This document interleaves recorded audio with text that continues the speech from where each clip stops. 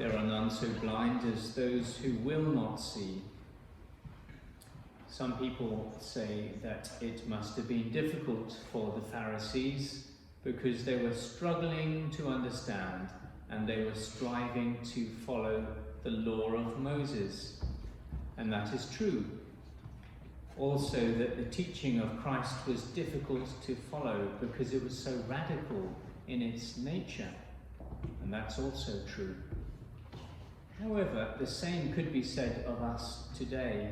The world simply follows laws of morality and kindness. It's all about respecting the other person regardless of who or what they want to be or do or say.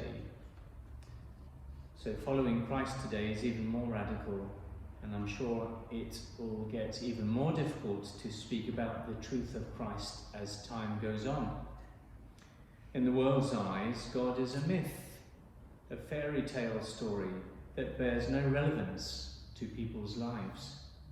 Yet for those whose hearts are open and who search for the truth, they will find their hearts resonate when they listen to the words of Jesus and they hear about him.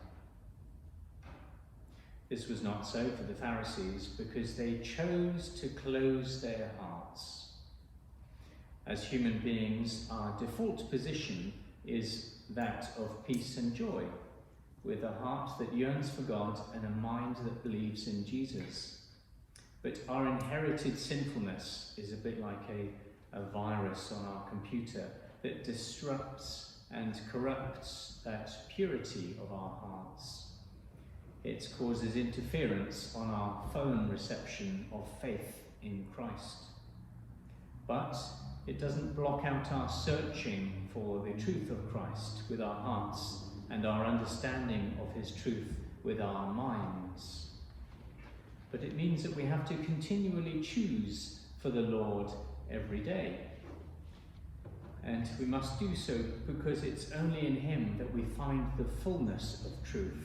And it's only in him, in the person of Jesus, that we will find the fulfilment of our hearts.